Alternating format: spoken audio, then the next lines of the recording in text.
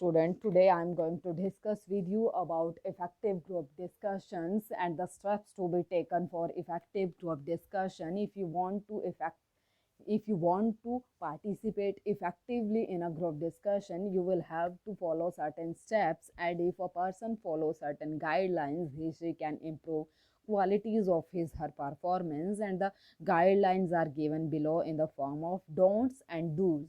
So do's are the thing you should do in your group discussion, and don'ts are the thing don't you should not do in your group discussion. So first we take don'ts. Don't try to dominate group discussion. So don't be too authoritative. Don't try to dominate the discussion. Don't make any personal comment on others.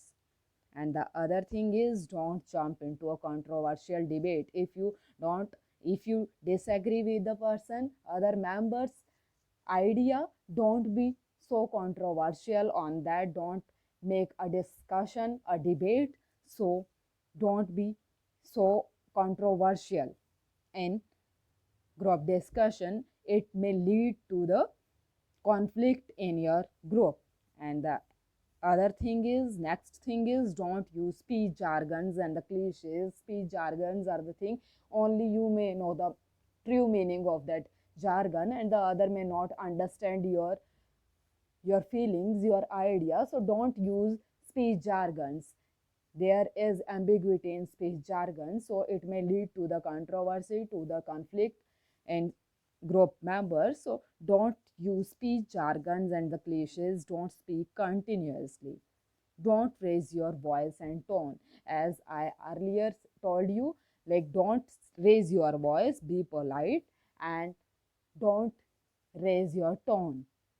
Don't feel nervous. If your point of view is criticized by other, don't feel nervous.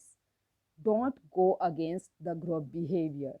So what are the behavior of group? Don't go against the group behavior. And the next thing is, don't jump to the conclusions. Don't jump to the conclusion, because it may be possible that you may change your ideas, make a summary, and then try to conclude the whole group discussion. And the next thing is do's. What do you should do in your group discussion: initiate the discussion. First and the foremost thing is to start the discussion and to begin the discussion. Encourage others to speak. It is not only you speak continuously, encourage others to speak also. Emphasize important points. Be polite. Have confidence. If your idea is criticized by others, don't feel nervous. Be confident. Show your leadership qualities. Show your leadership qualities. Create pleasant atmosphere. Summarize the main points.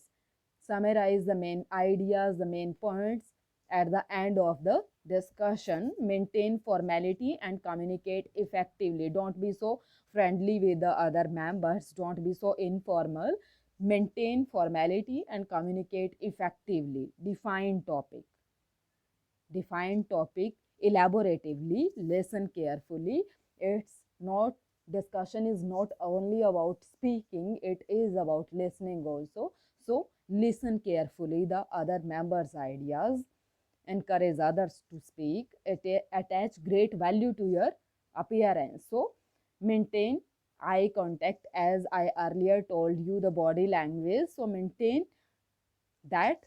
These are the things you should do in your group discussion. And the next is the criteria for evaluation. How to evaluate the quality of contributions by participant in a group discussion. How to evaluate the group discussion? The following aspects should be kept in mind.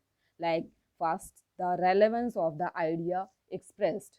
So relevance of the ideas expressed. Frequency of interactions, how frequent one interact in a group discussion. And the relevance of the main idea, how relevant that is. Frequency of interactions and responses to the views of others, how one respond to the idea, and that lead to the discussion. If somebody never respond, so that means the discussion is not there. If one person is just speaking authoritatively and the other are listening silently, so this is not discussion. Discussion is not a one way process, it's a two-way process. One has to listen and to speak and to respond also. So body language like maintain your eye contact with the group to whom you are speaking. You should have confidence, only then you can discussing the things effectively. Communication skills and the voice modulations. Communication skills, how you communicate with your group and what how you pronounce things. So this is all about the communications and leadership qualities. It also shows your leadership qualities. So show your leadership qualities, and these are the criteria for evaluation how group discussion works and how it worked in your organization. So these are the things about evaluation. So this is all about group discussion. Thank you very much.